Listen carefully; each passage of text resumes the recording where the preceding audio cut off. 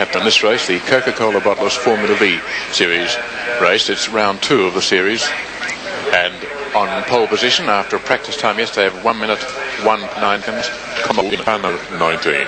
That's a Renmax, an Australian-made car.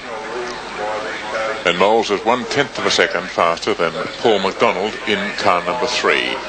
Now, at the moment, there's no sign of Moles. You can see the Nimbus of McDonald on the right of your screen 3, but the pole Moles did some damage to the front of his car in a scratch race earlier today, so I guess maybe he hasn't got it sorted out sufficiently for him to get back onto the grid for the round 2 of the series. So Moles a doubtful starter then, although he did qualify for the pole position. McDonald on his own, rather a lonely feeling that's the way the race is going to start. In car number 3, a Nimbus. Behind him on the second row, 2 drivers we have to watch. One in particular will be concerning him. That's Peter Radke in car number 2, the Renmax, one of the most aggressive, experienced and determined drivers on Australian race circuits, and in Formula V's he's quite dynamic. Alongside Radke, a much younger man, Mark Penckless, only been racing for 2 years in a Renmax, car 55. On the next row we have Frank Burke and Roger Harris. And then Don Grieverson, watch him, he went very well in an earlier race. Glyn Evans, David Turnbull, David Leakvold, Graham Benson and Graham Vaughan, Philip Ravel and Kerry Calderbank, Keith Franks and Chris Lewis, Mal Patterson and David Radcliffe, and occupying the last 2 positions, 19 Frank Kleinig, 20 David Bryant. The flag is down. Radke making a move to try and get through, but it's Penckless who's got up into the second spot, and so it's going to be McDonald, Penckless and Radke as the field goes up to the first of 10 laps. McDonald getting a good break, coming over the top of Bitchapave Hill for the first time. Yes, and he still has the lead, but just look at the traffic snarl behind him. A very interesting corner this as they sweep through. Hopefully they'll all get through here without any problem, which they do. One little sideways there, but McDonald now leads for the back half of the circuit for the first time, and you can see that chain of drivers almost glued to the tail of his car as they come down towards Honda Corner in a very, very tight left-hander. McDonald, Penckless, Radke in that order, they all had identical qualifying times in 62 seconds yesterday. Settling into a pattern already. A couple of challengers coming for 4th place. Frank Burke in car 17. McDonald, one of them. There you can see number 3, still the race leader. And then you can see the second driver moving up very closely behind him is Mark Penckless, and there's Radke in number 2. That's the order. The completion of 1 lap and 9 laps remaining in this race for Coca-Cola Bottlers. And he's having a nibble here on the outside of McDonald. Radke also positioned there on the inside as they go over the top of Bitchapave. On an outside attempt that time from Mark Penckless. So Penckless is really hard at work at putting a lot of pressure on the race leader, McDonald. He's under a little bit of pressure himself from Peter Radke, isn't he? So he hasn't got much choice in the matter. Like grabbing a tiger by the tail in a moment if Radke finds a little gap there somewhere between the front 2 running drivers. The field closing right up on that leading 3 as they go. It's very close now. Radke himself in fact under a lot of pressure from car 51. This is Don Grieverson, who's come up from 7th place. And he'll be out there to try and win this race. He didn't practice too well yesterday, Grieverson, in 51, but had to be back in 7th. Not there were many tenths between his time and that of the leading qualifier, but in Formula V the times are so close that you've got to get up there just as close as you possibly can. And so as they cross the line for the second time, it's car 3, Paul McDonald leading from Penckless in 55, from Radke in car 2, car 51, Don Grieverson, then car 17, Frank Burke. Radke making an attempt here around the inside, but still back into 3rd place, but getting very, very determined here over the top part of the circuit. Looks like car 22, David Turnbull's up into 4th place now. He made a very swift move going up the hill that time. Well, he started back in 9th, so he's making a forward move at the leaders. McDonald coming down past Peter Warren, down to Honda Corner, and there you can see Radke positioned well behind Penckless, and Penckless only 2 car gaps behind the race leader, Paul McDonald. Grieverson still in 4th place, and it's David Turnbull now pursuing him in 5th. They go into Rothman's Corner. He has Frank Burke behind him, but a little bit of a gap being opened up at the moment by McDonald, a gap by Formula V standards. He's got several car lengths. As we have Penklis behind him, and the field right on his tail, as you can see, with the redoubtable Peter Radke there heading the bunch. But McDonald has that little bit of a lead, and now we can see Radke making a move on Penklis. It's a hard line that he's taking there to try and get by. He'd been touched. Upside down. That's flipping it end over end. The driver has Penklis. Penklis went, you see, Radke touched him up there. Now, in all those flips, Penklis himself didn't touch the ground until the car came towards the end of its momentum. I suspect he's okay. Yes, he's getting out. Penklis is okay, running away from the crash. And as the car rolled over, Penklis didn't touch the ground for maybe 3 of those rolls till the final one. The roll bar hit the road, maybe brushing Penklis' helmet. He got up, he got out of there quickly, not being quite sure, I would imagine, where he was, and fearing that he was in the middle of the track. He's run clear. The marshal have gone to his aid. There are cars on the other side, but I would suspect that Radke and Penklis touched as they came over the top. We're looking for Penklis. He's over there beside the blue ute. He's gone and lie down. They put him down, I think, to make sure that he's okay.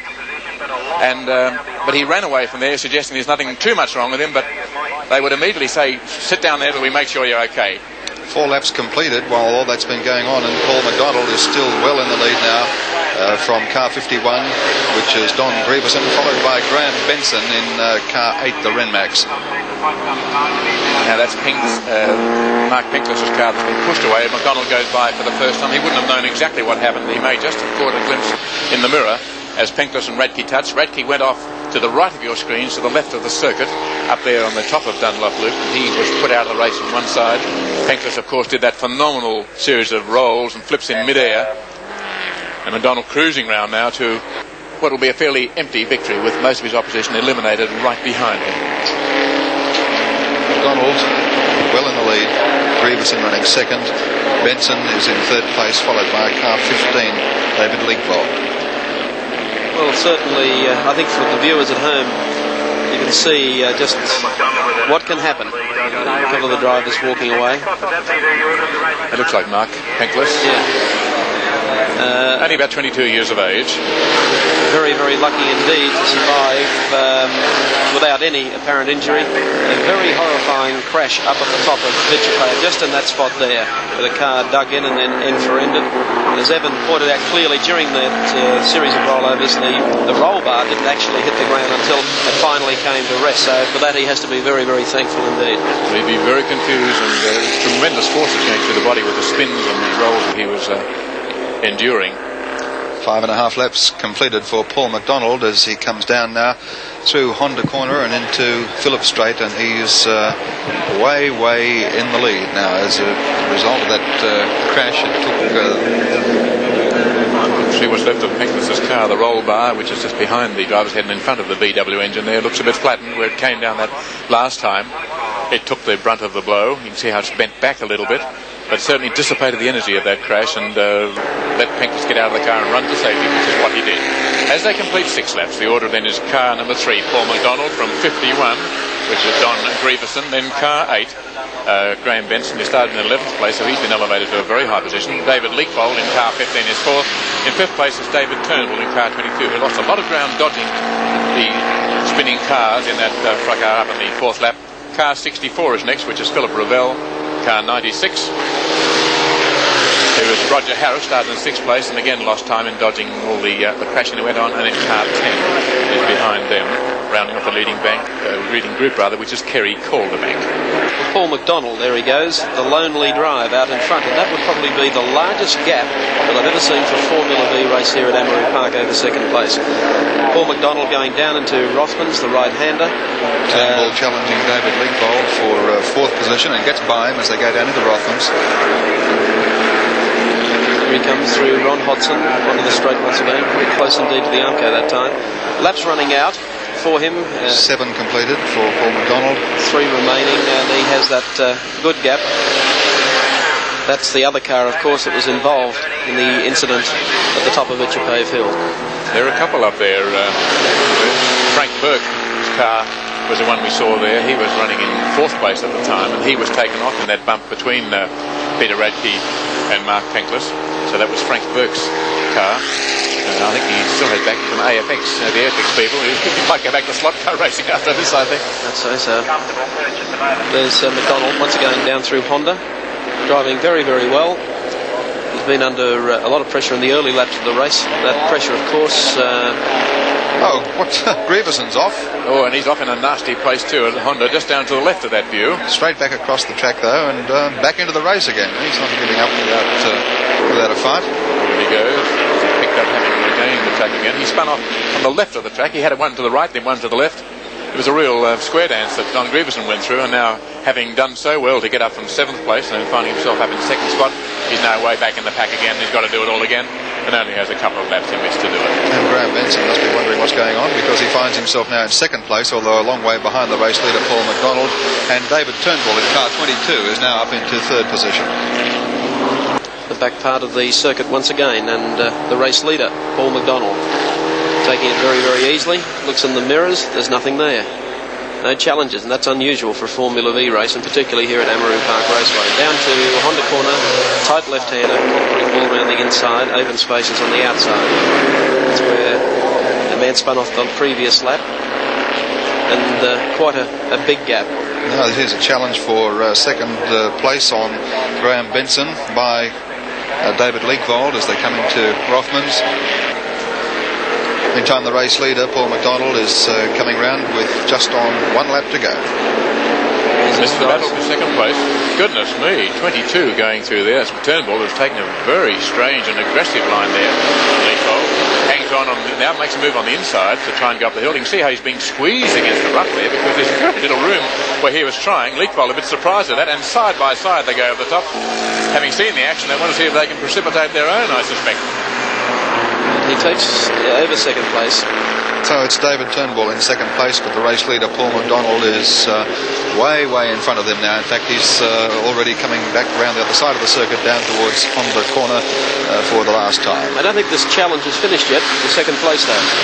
There's 3 cars locked together coming down the back part of the circuit. 22 David Turnbull is in front. Number 8 is Graham Benson, and Leekvold is in 3rd place, and the 3 of them are trying terribly hard to take a checkered flag in 2nd position, and here goes the manoeuvre now.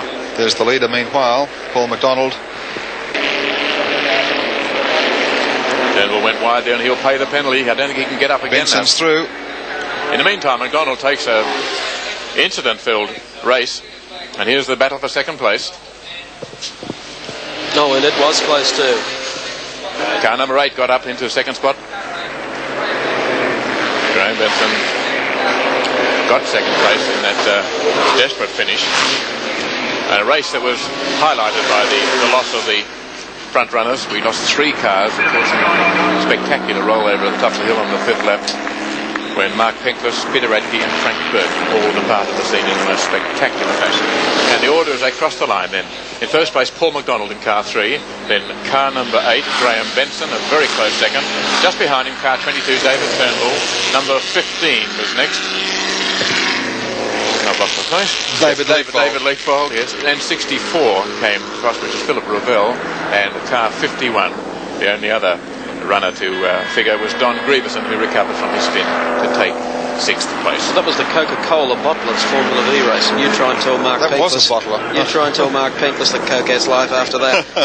Well, there's Mark there. You can see him, the rather slim, wide-shouldered lad on the left, about 22 years of age, maybe 23 now.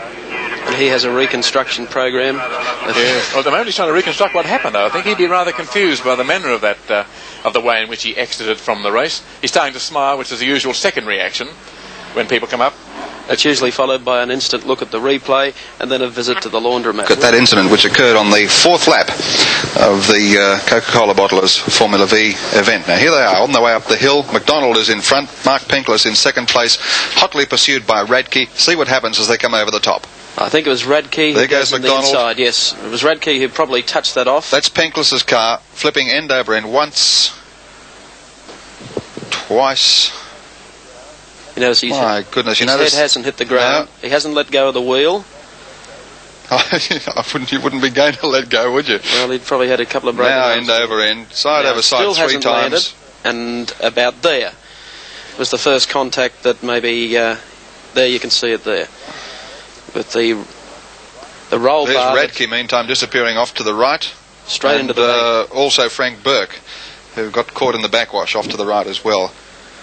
Well, you can see there, to our viewers at home, how quickly it can happen, and when it does happen, just how violent it can be. You saw the aftermath of that accident with the roll bar, the single roll bar bent. There's Mark climbing out of the car, but if he'd gone through a series of rollovers by striking his head on the ground after the roll bar had been torn loose or torn back, I'd say he'd be in a different situation. He was right on their tails.